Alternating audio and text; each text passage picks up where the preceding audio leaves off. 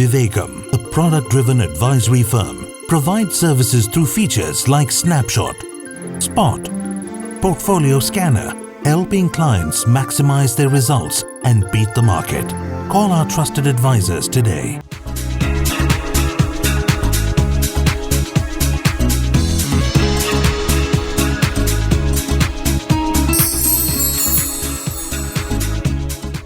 దీపావళి పర్వదిన శుభాకాంక్షలతో వివేకం ప్రసారం చేస్తున్న లెర్న్ టు ఎర్న్ ప్రోగ్రామ్కి స్వాగతం. ప్రతి మనిషి జీవితంలో వృద్ధాప్యం అనేది ఒక ప్రధాన అంకంగా మనం చెప్పవచ్చు. పుట్టిన ప్రతి మనిషి కూడా గిట్టక తప్పదు. అలాగే పుట్టిన ప్రతి మనిషి కూడా వయసు పైబడిన తర్వాత వృద్ధాప్యంలోకి వెళ్ళక తప్పదు. అందువలన వృద్ధాప్యంలోకి వెళ్ళిన తర్వాత వారి జీవన క్రమంలో ఫైనాన్షియల్గా ఏ రకమైన ఒడిదుడుకులు లేకుండా ఉండాలని కోరుకోవటం ప్రతి వ్యక్తి చేసేటువంటి ప్లానింగ్గా చెప్పుకోవచ్చు. కానీ ఇందులో ఎంతమంది సఫలీకృతులు అవుతున్నారు, ఎంతమంది ఇందులో ఫెయిల్ అవుతున్నారు అని చూస్తే సక్సెస్ఫుల్గా ఉండే వాళ్ళకన్నా ఫెయిల్ అయ్యే వాళ్ళ పర్సంటేజ్ చాలా ఎక్కువగా ఉంది. అందువలన ఈ దీపావళి శుభ సందర్భాన ప్రసారం అవుతున్నటువంటి లెర్న్ టు ఎర్న్ ప్రోగ్రాంలో పూర్తిగా కేంద్రీకృతం చేయబడినటువంటి అంశంగా రిటైర్మెంట్ ప్లానింగ్ గురించి చెప్పడం జరిగింది. అంటే ఈ రోజున మనం చేయబట్టిన చర్చల్లో భాగంగా రిటైర్మెంట్ అవుతున్న వాళ్ళు, రిటైర్మెంట్ అయిన వాళ్ళు తమ జీవితాన్ని ఫైనాన్షియల్గా ఏ రకమైన ఒడిదుడుకులు లేకుండా సాఫీగా జరిగిపోయేలా ప్లాన్ చేసుకోవాలి అంటే ఏమి చేయాలి, వారికి ఉన్నటువంటి అవకాశాలు ఏమిటి, ఏ అవకాశం తీసుకున్నట్లయితే వారి యొక్క జీవితం ఎట్టి పరిస్థితుల్లోనూ ఇబ్బందులకు లోను కాకుండా ఉంటుందనే అంశంపై స్పృశించడం జరిగింది. ఉద్యోగస్తులుగా రిటైర్ అయిన వారిలో కొంతమందికి ప్రభుత్వ ఉద్యోగులైతే ప్రభుత్వం నుండి పెన్షను, కొంతమంది ప్రైవేట్ ఉద్యోగులైనా కూడా వారి యొక్క సంస్థ ఏర్పాటు చేసిన పెన్షన్ ద్వారా పెన్షన్ సదుపాయం లభిస్తూ ఉంటుంది.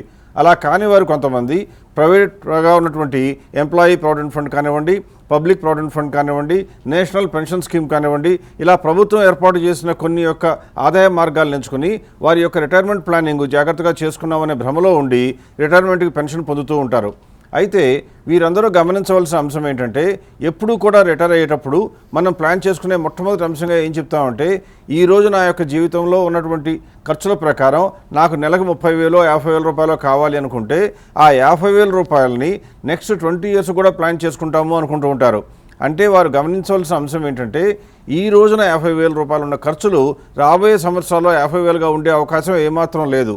ఎందువలనంటే ఇన్ఫ్లేషన్ మూలంగా మన యొక్క దినసరి ఖర్చులు లేదా నెలసరి ఖర్చులు పెరుగుతూనే ఉంటాయి, కానీ తగ్గటం అనేది సామాన్యంగా సాధ్యం కాదు. అందువలన ఎప్పుడు కూడా రిటైర్మెంట్ ప్లాన్ చేసేటప్పుడు ఒక అమౌంట్నే ఫిక్స్ చేసుకుని ఆ అమౌంట్కి మాత్రమే ఏర్పాటు చేసుకున్నట్లయితే రాబోయే సంవత్సరాల్లో ఖచ్చితంగా కష్టాలు కొని తెచ్చుకున్నట్లే అవుతుంది. రిటైర్డ్ పీపుల్కి ఖచ్చితంగా ఫుడ్ అండ్ ఫ్యూయల్ పార్ట్స్ మాత్రం, అంటే ఫుడ్లో పెరిగిన రేట్లు అలాగే ఫ్యూయల్లో పెరిగిన రేట్లు మన జీవితాన్ని ప్రభావితం చేస్తాయి. కానీ అదే సమయంలో ఒకవేళ కనుక రెంట్ పెరుగుతుందనుకోండి, అంటే సొసైటీ మొత్తంగా ఉన్నటువంటి రెంట్ ఖర్చులు పెరుగుతున్నా కూడా రిటైర్డ్ మనిషి యొక్క జీవితంపై ఆ రెంట్ యొక్క పెంపుదల ప్రభావం పెద్దగా ఉండే అవకాశం లేదు. దానికి కారణం ఏంటంటే ఒకటి, ఎక్కువ మంది రిటైర్ అయ్యే నాటికి సొంత ఇల్లు ఏర్పరచుకుని ఉంటారు. రెండవ మార్గం ఏంటంటే ఒకవేళ అద్దె ఇంట్లోనే నివసిస్తున్నా కూడా రెంట్లు పెరిగినట్లయితే రిటైర్డ్ లైఫ్లో లీడ్ చేసే వారికి ఆఫీస్ అనేది ఉండదు, కాబట్టి కొద్దిగా దూరం వెళ్ళైనా ఉండొచ్చు లేదా కొద్దిగా సర్దుబాటు చేసుకుని చిన్న ఇంట్లో సర్దుకుపోదామనైనా చేయవచ్చు. సంవత్సరానికి 6% ఇన్ఫ్లేషన్ ఉన్నా కూడా రిటైర్డ్ పీపుల్ కోసం ప్లాన్ చేసేటప్పుడు దాన్ని 5%గా పరిగణించినా కూడా సరిపోతుందనే భావనతో ఈరోజు మేము చేసే క్యాలిక్యులేషన్లో ఏం చేసామంటే ఒక సగటు మనిషి యొక్క జీవన ప్రమాణానికి అవసరమైనటువంటి నెలకి 25,000 రూపాయలు ఏర్పాటు చేయాలి అంటే సంవత్సరానికి 3 లక్షలు ఏర్పాటు చేయాలంటే అతను ఏ విధంగా ప్లాన్ చేసుకోవాలి, ఎంత అమౌంట్ ప్లాన్ చేసుకోవాలి, అలా చేసుకున్న అమౌంట్ పోను సంవత్సరానికి పెరుగుతూ పోయి ఏ మేర ఏ స్థాయికి పెరుగుతుందో కూడా ఒకసారి గమనించే ప్రయత్నం చేశాం. అవంతి ఇన్ఫ్లేషన్ మూలంగా రిటైర్డ్ పీపుల్ ఎవరైనా సరే నెలకి 25,000 సంవత్సరానికి 3 లక్షలు కావాలనుకున్న వీళ్ళకి రానున్న క్రమంలో అంటే 20 yearsలో ఎంతగా పెరుగుతుందో చెప్పమంటే ఒకసారి లెక్కలు వేసావు నువ్వు. ఆ డీటెయిల్స్ ఒకసారి చెప్పు. రిటైర్ కాబోయేవారు తమ ఫ్యూచర్ గురించి ఎటువంటి జాగ్రత్తలు తీసుకోవాలో తెలుసుకునే ముందు వారి జీవితంపై ఇన్ఫ్లేషన్ ఎఫెక్ట్ ఎలా ఉంటుందో తెలుసుకునే ప్రయత్నం చేద్దాం. ఇన్ఫ్లేషన్ కనుక 5% పర్ ఇయర్ చొప్పున తీసుకున్నట్లయితే వీరికి పర్ ఇయర్ అవసరమయ్యే అమౌంట్ ఎలా పెరిగేదో ఒకసారి చూద్దాం. 5 years అయ్యేసరికి వారికి కావాల్సిన అమౌంట్ 3.65 lakhs అవుతుంది. అంటే ఇప్పుడు 3 lakhs అవసరమైన వారు same standard of living maintain చేయాలి అంటే 5 years అయ్యేసరికి వారికి 3.65 lakhs అవసరం అవుతుంది. అదే 10 years అయ్యేసరికి 4.65 lakhs అండ్ 15 years అయ్యేసరికి నియర్లీ ఆల్మోస్ట్ డబుల్ అయిన 5.94 lakhs అవసరం అవుతుంది. అదే 20 years నాటికి 7.58 lakhs అండ్ 25 years వచ్చేసరికి 3 times ద ఒరిజినల్ అమౌంట్ అంటే 9.68 lakhs అవసరం అవుతుందన్నమాట. అవంతి చెప్పినటువంటి అంకెలన్నీ కూడా అక్షర సత్యాలు. ఎందుకంటే రానున్న రోజుల్లో పెరిగే ఖర్చులు గ్యారంటీగా పెరుగుతూ ఉంటాయి కాబట్టి మనం గమనించవలసింది ఏంటంటే సగటు జీవన ప్రమాణం ఎప్పుడూ కూడా 58 సంవత్సరాలకో లేదా 55 సంవత్సరాలకో రిటైర్ అయిపోతే 80 సంవత్సరాలు జీవించి ఉండటం అనేది చాలామంది జరుగుతూ ఉన్నది. కాబట్టి కనీసం 80-90 సంవత్సరాలు వచ్చే వరకు ప్లాన్ చేసుకుని అవసరమైతే మనం చనిపోయే నాటికి కొంత డబ్బు మిగిలి ఉండటం మంచిది. కానీ మనం జీవించిన కాలంలోనే డబ్బు లేక ఇబ్బంది పడే ప్రయత్నం మాత్రం ఎవరూ జరగకూడదు. అయితే దీనికి ఆన్సర్ ఏమిటి? మనందరికీ ఉన్నటువంటి ఏకైక మార్గాంతరంగా మనకు కనపడుతున్నది ఏంటంటే ఎక్కువ మంది ఇండియాలో ఉన్న ప్రజలు మొట్టమొదటి ఆలోచించేది రిటైర్మెంట్ కోసం బ్యాంకులో డబ్బులు దాచుకుంటాను అంటారు. మరి బ్యాంకులో డబ్బులు దాచుకుంటాను అంటే సంవత్సరానికి 3 లక్షల రూపాయలు కావాలి కాబట్టి ఇంట్రెస్ట్ రేట్ ఎంత ఉందో చూడటం జరుగుతుంది. ఒకవేళ మీరు సీనియర్ సిటిజన్స్ అయ్యి ఉన్నారనో లేకపోతే ఏదన్నా ఒక స్పెషల్ కన్సెషన్ రావడం మూలంగా మీకు 8% వడ్డీ వస్తున్నది అనుకోండి. ప్రస్తుతానికి బ్యాంకులు ఇచ్చే గరిష్టమైన వడ్డీ 7.5% లేకపోతే 7.75. ఒకవేళ 8% వడ్డీ వస్తుంది అనుకుందాం. అలా 8% వడ్డీ వస్తున్నట్లయితే ఎక్కువ మంది ఏం భావిస్తారంటే సంవత్సరానికి 3 లక్షలు రావాలి కాబట్టి 8% వడ్డీ చొప్పున ఒకవేళ నాకు వచ్చినటువంటి రిటైర్మెంట్ బెనిఫిట్స్ అన్నీ కలిపి లేదా నేను అప్పటి వరకు పోగు చేసుకున్న చిన్న చితక ఆస్తులు ఏదైనా ఉంటే అమ్మి వేసుకుని ఆ అమౌంట్ మొత్తాన్ని కనుక 50 లక్షలు బ్యాంకులో వేసుకున్నట్లయితే దానిపైన 8% వడ్డీ చొప్పున 4 లక్షల రూపాయలు సంవత్సరానికి వస్తుంది.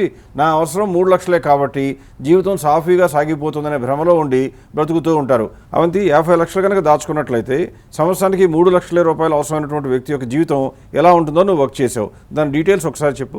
వారు సేవ్ చేసిన 50 lakhs కనుక 8% ఇంట్రెస్ట్ వచ్చే బ్యాంక్ డిపాజిట్లో కనుక పెట్టినట్లయితే as the years go by వారి ఫైనాన్షియల్ పొజిషన్ ఎలా ఉండేదో ఈ టేబుల్ ద్వారా ఒకసారి తెలుసుకుందాం. ఫస్ట్ ఇయర్లో ఏమి విత్డ్రాల్స్ చేయరు అనుకున్నట్లయితే వారు సేవ్ చేసిన 50 lakh రూపీస్ మీద 8% చొప్పున 4 lakh రూపీస్ ఇంట్రెస్ట్ వస్తుంది. సెకండ్ ఇయర్ ఎండ్కి 54 lakhs మీద 4.32 lakhs ఇంట్రెస్ట్ రూపంలో వస్తుంది. ప్రీవియస్ ఇయర్ వచ్చిన ఇంట్రెస్ట్ మీద ఈ ఇయర్ ట్యాక్స్ కట్టవలసి వస్తుంది కాబట్టి ట్యాక్సెస్ రూపంలో 1.23 lakhs పే చేయవలసి వస్తుంది. అవసరాలకి కావాల్సిన 3 lakh రూపీస్ కూడా విత్డ్రా చేస్తారు కాబట్టి ట్యాక్సెస్ అండ్ విత్డ్రాల్స్ పోను అకౌంట్లో మిగిలేది 54.08 lakhs. ఇక్కడ చూసినట్లయితే మన అవసరాలకి వాడుకున్నది 3 లక్షల రూపాయలు అయితే మనం ట్యాక్సెస్ రూపంలో కట్టింది 1.23 lakhs అంటే నియర్లీ 41.2% మనం ట్యాక్సెస్ కట్టామన్నమాట. సంవత్సరాలు గడుస్తున్న కొద్దీ ఇన్ఫ్లేషన్ వల్ల వారి అవసరాలకి కావాల్సిన అమౌంట్ కూడా పెరుగుతూ ఉంటుంది కాబట్టి విత్డ్రాల్స్ కూడా పెరుగుతూ ఉంటాయి. 5th ఇయర్ వచ్చేసరికి అకౌంట్లో 53.08 lakhs ఉంటాయి. ఆ ఇయర్ వచ్చే ఇంట్రెస్ట్ 4.24 lakhs అయితే taxes to be paid on the previous year interest is 1.32 lakhs. Inflation వల్ల ఆ ఇయర్ వారి అవసరాలకు కావాల్సిన amount 3.65 lakhs. Tax as a percentage of withdrawals for this year is 36.33%. అదే 10 years అయ్యేసరికి వారి అకౌంట్లో 46.94 lakhs ఉంటాయి. అమౌంట్ తగ్గే కొద్దీ వచ్చే ఇంట్రెస్ట్ కూడా తగ్గుతుంది కాబట్టి ఆ ఇయర్ ఇంట్రెస్ట్ రూపంలో 3.75 lakhs వస్తాయి. ప్రీవియస్ ఇయర్ ఇంట్రెస్ట్ మీద కట్టవలసిన ట్యాక్సెస్ 1.2 lakhs అయితే ఇన్ఫ్లేషన్ వల్ల ఆ ఇయర్ ఖర్చులు కావాల్సిన amount 4.65 lakhs. Tax as a percentage of withdrawals for this year is 25.88%. ఇంక నుంచి గమనించినట్లయితే అకౌంట్లో ఉన్న అమౌంట్ తగ్గుతూ వస్తుంది. అమౌంట్ తగ్గే కొద్దీ వచ్చే ఇంట్రెస్ట్ దానిపై కట్టవలసిన ట్యాక్సెస్ కూడా తగ్గుతాయి. కానీ ఇన్ఫ్లేషన్ వల్ల వారి స్టాండర్డ్ ఆఫ్ లివింగ్ మెయింటైన్ చేయటానికి కావాల్సిన అమౌంట్స్ మాత్రం పెరుగుతూనే ఉంటాయి. ఈ టేబుల్లో గమనించినట్లుగా 20 years అయ్యేసరికి వారి అకౌంట్లో ఉండే బ్యాలెన్స్ కేవలం 5.44 lakhs మాత్రమే. అంటే వారు సేవ్ చేసిన 50 lakhs రిటైర్మెంట్ కార్పస్ మొత్తం 20 yearsలో అయిపోతుందన్నమాట.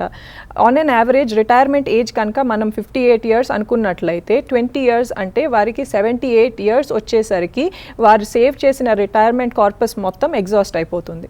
సొసైటీలో మన చుట్టూ ఉన్నటువంటి ప్రజలనే కనుక గమనించినట్లయితే 80 సంవత్సరాల కన్నా ఎక్కువ జీవించే వాళ్ళు చాలామంది కనపడుతున్నారు.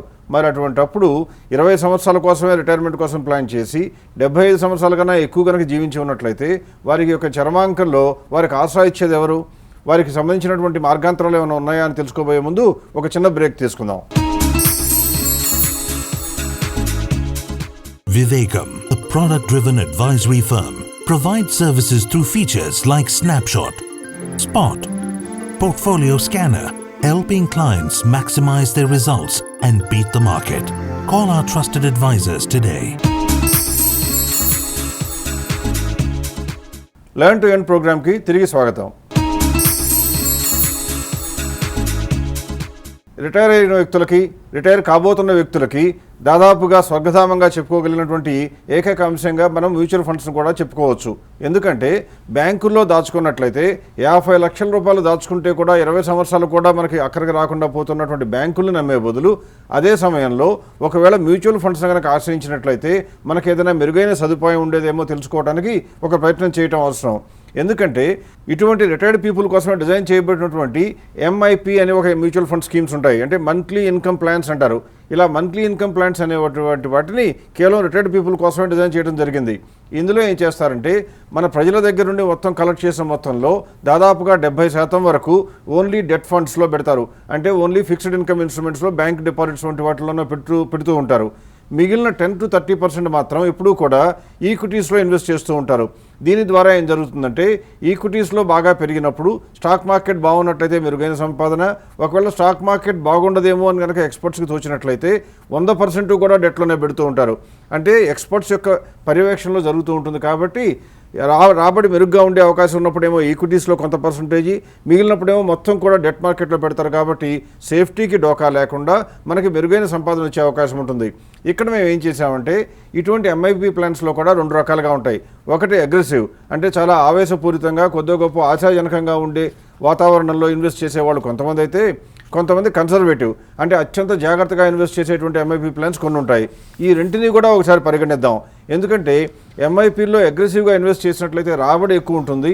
ఎప్పుడైతే రాబడి ఎక్కువ ఉంటుందో కొద్దిగా రిస్క్ కూడా ఎక్కువ ఉంటుందేమో అనుకుంటాం.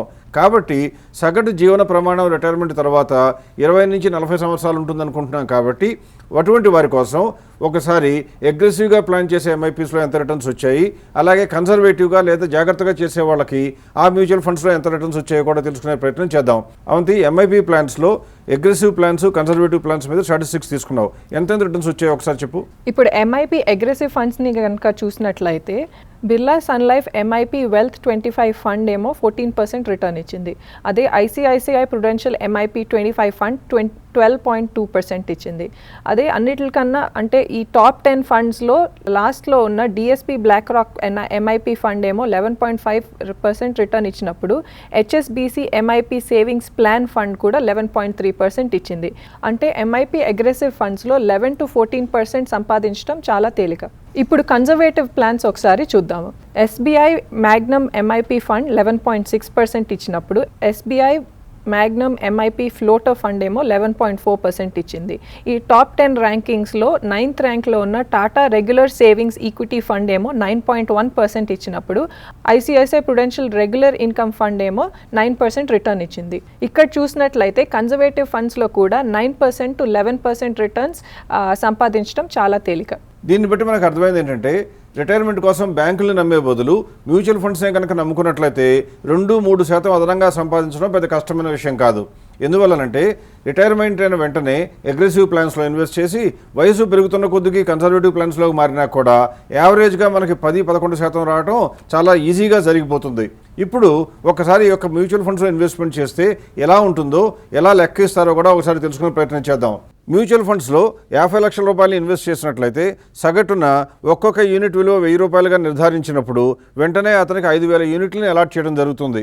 మనం కొనుక్కున్నది 5000 యూనిట్లు, మనకి అవసరమైంది 10 సంవత్సరానికి కావాల్సింది 3 లక్షల రూపాయలు. కాబట్టి మనం ఎప్పుడూ కూడా మామూలుగా బ్యాంకుల్లో అయితే 50 లక్షల రూపాయల మీద వచ్చిన ప్రతి వడ్డీకి, ప్రతి రూపాయికి కూడా ట్యాక్స్ కట్టవలసి ఉంటుంది. కానీ మ్యూచువల్ ఫండ్స్లో మాత్రం దానికి భిన్నంగా ఏం చేస్తారంటే మనం ఎన్ని యూనిట్లు అవసరం కోసం అమ్ముకుంటామో అన్ని యూనిట్లపై ఎంత లాభం వచ్చిందో దానిపైన మాత్రమే ట్యాక్స్ కట్టాలి. ఇప్పుడు ఎంత ట్యాక్స్ వస్తుందో లెక్కించబోయే ముందు ఒకసారి ఈ NAV అనేది సంవత్సరానికి ఎలా పెరుగుతూ పోతుందో కూడా చూద్దాం. ఒకవేళ సంవత్సరానికి 10% వడ్డీ వస్తుంది అనుకున్నట్లయితే మొట్టమొదట మనకి ఇచ్చినప్పుడు 1000 రూపాయలు ఉంది కాబట్టి ఫస్ట్ ఇయర్ ఎండింగ్ వచ్చేటప్పటికి ఆ 1000 రూపాయలు కాస్త 1100 రూపాయలు అవుతుంది, ఎందుకంటే 10% పెరిగింది కాబట్టి. అదే రెండో సంవత్సరం వచ్చేటప్పటికి 1100 రూపాయల మీద 10% కలుస్తుంది కాబట్టి 1210 రూపాయలుగా అవుతుంది. మూడో సంవత్సరం వచ్చేటప్పటికి దాని మీద 10% కలుస్తుంది కాబట్టి 1331 రూపాయలుగా పెరుగుతుంది. నాలుగో సంవత్సరం వచ్చేటప్పటికి 1331 రూపాయల మీద 10% కలిపి 1464 రూపాయలుగా చేరుతుంది. దీన్ని బట్టి మనం గమనించేది ఏంటంటే first year, second year, third year, fourth year ఎండింగ్కి NAVs ఎంత ఉన్నాయో తెలుసు కాబట్టి మన యొక్క అవసరం ఎంత ఉందో చూసి ఆ అవసరాన్ని ఈ NAVతో డివైడ్ చేసినట్లయితే ఎన్ని యూనిట్లు అమ్మవలసి ఉంటుందో తెలుస్తుంది. ఆ యూనిట్ల పైన అమ్మగా మనకు వచ్చిన లాభం ఎంతో దానిపైన మాత్రమే ట్యాక్స్ కట్టాలి. ఇక్కడ తెలియకుండా మనందరి కోసం ఒక అడ్వాంటేజ్ని కూడా ప్రభుత్వం ఏర్పాటు చేసింది. అదేమిటంటే ఈ ఫండ్స్ని MIPలో కనుక ఇన్వెస్ట్ చేసినట్లయితే మీరు 3 సంవత్సరాల కన్నా ఎక్కువ కాలం హోల్డ్ చేసినట్లయితే అప్పుడు మీకు ఇండెక్సేషన్ బెనిఫిట్ కూడా ఇవ్వడం జరుగుతుంది. ఇండెక్సేషన్ బెనిఫిట్ గురించి మనం లెర్న్ టు ఎర్న్ ప్రోగ్రాంలో గతంలో చర్చించడం జరిగింది. దానివల్ల ఏం జరుగుతుందంటే మీరు కొనుక్కున్న మ్యూచువల్ ఫండ్ యూనిట్ వాల్యూ 1000 రూపాయలు అయినప్పటికీ 3 సంవత్సరాల కన్నా ఎక్కువ హోల్డ్ చేసి 4వ సంవత్సరంలో కనుక అమ్మినట్లయితే ఆ 1000 రూపాయలు కాస్ట్ అనుకునే బదులుగా కాస్ట్ వాల్యూని ఎక్కువగా తీసుకోవడం జరుగుతుంది. దాని ద్వారా మీకు కాస్ట్ పెరిగింది అంటే నిజంగా మీరు పెట్టిన ఖర్చు పెరగకపోయినా కూడా ఎఫెక్టివ్గా లెక్క వేయడానికి మాత్రం కాస్ట్ని ఎక్కువగా గవర్నమెంట్ ఒప్పుకుంటుంది కాబట్టి మీరు చెల్లించవలసిన పన్ను తగ్గుతుంది. అది ఎలాగో కూడా ఇప్పుడు చూద్దాం. ఒకవేళ మీకు కావాల్సినటువంటి అమౌంట్ ఇప్పుడు అవంతి చెప్పిన క్యాలిక్యులేషన్స్ ప్రకారం 3 లక్షల రూపాయల ఖర్చు అవసరమని మీరు అనుకున్నప్పుడు ఫస్ట్ ఇయర్ ఎండింగ్ వచ్చినప్పుడు ఏమీ వాడం కాబట్టి సెకండ్ ఇయర్ నుంచి చూద్దాం. ఫస్ట్ ఇయర్లో రిటైర్మెంట్ కోసం ఏమీ వాడకుండా ఉంటారు అనుకున్నాం కాబట్టి సెకండ్ ఇయర్లో ఆయనకి కనుక 3 లక్షల రూపాయలు కావాలి అంటే సెకండ్ ఇయర్ బిగినింగ్లో ఉన్న 1100 రూపాయలు NAV ఉంది కాబట్టి 3 లక్షల రూపాయలని 1100తో డివైడ్ చేస్తే వచ్చేటువంటి యూనిట్ల సంఖ్య 272.72 యూనిట్లు.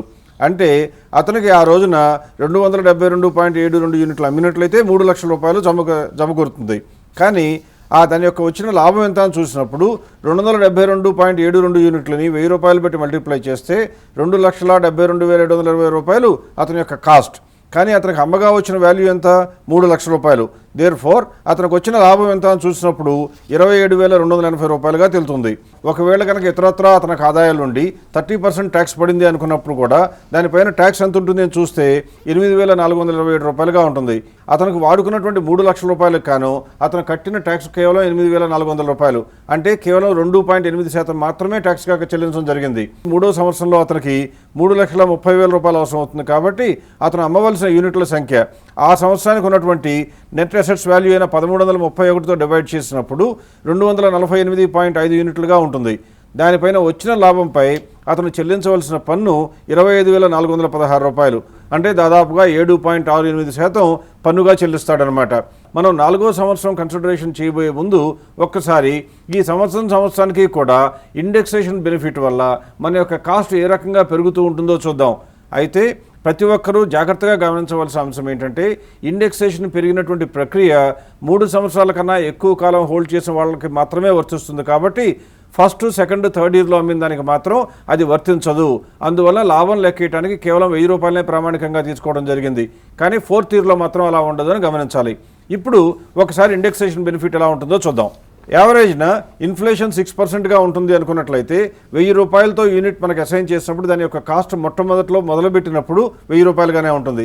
కానీ ఫస్ట్ ఇయర్ ఎండింగ్కి 6% ఇన్ఫ్లేషన్ కనుక ఉన్నట్లయితే అతని యొక్క కాస్ట్ ఎంతగా లెక్కేస్తారు అంటే ఫస్ట్ ఇయర్ ఎండింగ్కి 1060గా గవర్నమెంట్ ఒప్పుకుంటాను ఉంటుంది. అలాగే సెకండ్ ఇయర్ ఎండింగ్ వచ్చేటప్పటికి 1,124, థర్డ్ ఇయర్ ఎండింగ్ వచ్చేటప్పటికి అది 1,191గా వస్తుంది. అదే ఫోర్త్ ఇయర్ వచ్చేటప్పటికి మాత్రం దాని యొక్క ఇండెక్సేషన్ వాల్యూ 6% ఇంకా పెరిగి 1,262 రూపాయలుగా అవుతుంది. అంటే ఇక్కడ మనం గమనించాల్సింది ఏంటంటే ఒకవేళ కనుక ఈ వ్యక్తి 4వ సంవత్సరంలో తనకు అవసరమైన డబ్బుల కోసం యూనిట్లను అమ్ముకున్నట్లయితే అమ్మిన రేట్ ఎంతో చూసి అమ్మిన రేటులో నుంచి 1,262 రూపాయలు తీసేసి ఆ మిగిలిన దానిపైన మాత్రమే, అది కూడా గరిష్టంగా 20% మాత్రమే ట్యాక్స్ చెల్లించవలసి ఉంటుంది. 4వ సంవత్సరం వచ్చేటప్పటికి ఇన్ఫ్లేషన్ మూలంగా అడ్జస్ట్ అయ్యి అతనికి దాదాపుగా 3,47,000 రూపాయలు అవసరం అవుతుంది. మరి ఎన్ని యూనిట్లు అమ్మాలి అంటే యూనిట్ యొక్క ఒక్కొక్క దాని విలువ 1464 రూపాయలుగా చేరింది కాబట్టి అతను కేవలం 237 యూనిట్లు అమ్మితే చాలు. 1464 రూపాయలకు అమ్మిన దానికి కాస్ట్ 1262 రూపాయలు కాబట్టి దీనిలో నుంచి 1464లో నుంచి 1262 రూపాయలు తీసేస్తే వచ్చినటువంటి మిగిలిన లాభానికి మాత్రమే ట్యాక్స్ కట్టవలసి ఉంటుంది. అది కూడా 20% కట్టాలి. అలా లెక్కిస్తే వచ్చినటువంటి ట్యాక్స్ ఎంత అని చూస్తే కేవలం 9,852 రూపాయలు. ఒక పర్సంటేజ్ రూపంలో చేస్తే మనం వాడుకున్న మొత్తంలో కేవలం 2.8% మాత్రమే ట్యాక్స్గా చెల్లించాలి. అవంతి 4 సంవత్సరాల వరకు ఇప్పుడు చూడటం జరిగింది. ఒకవేళ కనుక మ్యూచువల్ ఫండ్స్లో ఇన్వెస్ట్ చేస్తే, అంటే నువ్వు అంతకుముందు తీసుకున్న ఎగ్జాంపుల్ బదులుగా బ్యాంకుల్లో బదులు మ్యూచువల్ ఫండ్స్లో ఇన్వెస్ట్ చేసినట్లయితే అతనికి పోను 20 సంవత్సరం వచ్చేటప్పటికి ఎంత ఉండేది, ఎన్ని సంవత్సరాల పాటు ఆ 50 లక్షల రూపాయలు అతని జీవితాన్ని సపోర్ట్ చేసేదో చెప్పగలవా? 4th ఇయర్ వరకు ప్రసాద్ గారు చెప్పారు కాబట్టి 10th ఇయర్ వచ్చేసరికి వారి ఫైనాన్షియల్ పొజిషన్ ఎలా ఉండేదో ఒకసారి చూద్దాం. 10th ఇయర్ వచ్చేసరికి అప్పటి వరకు వారి అవసరాలకి వాడుకున్న అమౌంట్ పోను మిగిలిన అమౌంట్ 79 lakhs. కాకపోతే ఇన్ఫ్లేషన్ వల్ల వారు విత్డ్రా చేసే అమౌంట్ కూడా పెరుగుతుంది కాబట్టి ఆ ఇయర్ వారు విత్డ్రా చేయాల్సిన అమౌంట్ 4.65 lakhs. ఈ 4.65 lakhs విత్డ్రా చేయాలంటే ఆ ఇయర్ ఉన్న NAV ప్రకారం 179 యూనిట్స్ విత్డ్రా చేసి ఉంటారు. ఆ ఇయర్ వారు కట్టవలసిన ట్యాక్స్ 29,677 రూపీస్. ట్యాక్సెస్ రూపంలో తక్కువ పోతుంది కాబట్టి 20 years తర్వాత కూడా కార్పస్ అమౌంట్ 1.07 crores వద్ద ఉంది. అదే బ్యాంక్స్లో మనం ఇందాక చూసినట్లయితే 20 years నాటికి కేవలం అకౌంట్లో 5.44 lakhs మాత్రమే ఉంది. ఈ 1.07 crores నుంచి ఆ ఇయర్ కావలసిన 7.58 lakhs విత్డ్రా చేసినట్లయితే మొత్తం 112 యూనిట్స్ మీద 82,000 రూపీస్ ట్యాక్స్ కట్టవలసి వస్తుంది. ట్యాక్స్ పేడ్ వర్సెస్ విత్డ్రావల్ పర్సంటేజ్ ఇక్కడ 10.78%. 40th ఇయర్ వచ్చేసరికి కూడా అకౌంట్లో ఆల్మోస్ట్ 26 lakhs ఉంటుంది.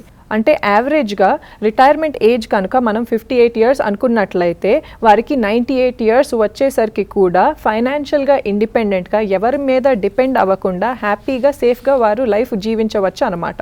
అంటే మీరు గమనించినట్లయితే 50 లక్షల రూపాయలు బ్యాంకుల్లో పెడితే 20 సంవత్సరాలు, అదే 50 లక్షల రూపాయలు మ్యూచువల్ ఫండ్స్లో ఉన్న MIPలో పెడితేనేమో 40 సంవత్సరాలు సపోర్ట్ చేస్తున్నాయి. అంటే ఒక రకంగా మనం గమనించాల్సింది ఏంటంటే ఈ బ్యాంకుల బదులు కనుక మ్యూచువల్ ఫండ్ నమ్ముకున్నట్లయితే మన యొక్క రిటైర్మెంట్ జీవితం మొత్తం కూడా సుఖంగా గడిచిపోతుందని నమ్మకంగా చెప్పవచ్చు.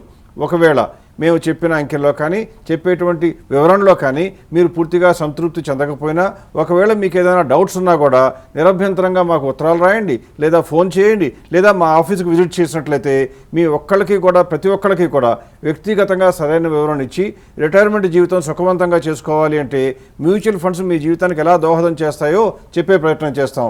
ఇప్పటి వరకు మ్యూచువల్ ఫండ్స్లో డెట్ ఫండ్స్ పైన దృష్టి పెట్టి డెట్ ఫండ్స్ ద్వారా ఎన్ని లాభాలు సంపాదించవచ్చో, రిటైర్మెంట్ యొక్క లైఫ్ ఎలా సజావుగా సాగడానికి ఉపయోగపడతాయో తెలుసుకునే ప్రయత్నం చేశాం. రాబోయే వారాల్లో మ్యూచువల్ ఫండ్స్లో కనుక ఒకవేళ డెట్ ఫండ్స్ బదులు కొద్దిగా రిస్క్ని తీసుకుని ఈక్విటీ ఇన్వెస్ట్మెంట్ వైపు దృష్టి పెట్టినట్లయితే ఇంకా ఎంత భేషైన జీవితం గడపచ్చో కూడా తెలుసుకునే ప్రయత్నం చేద్దాం. అప్పటి వరకు సెలవు, నమస్కారం.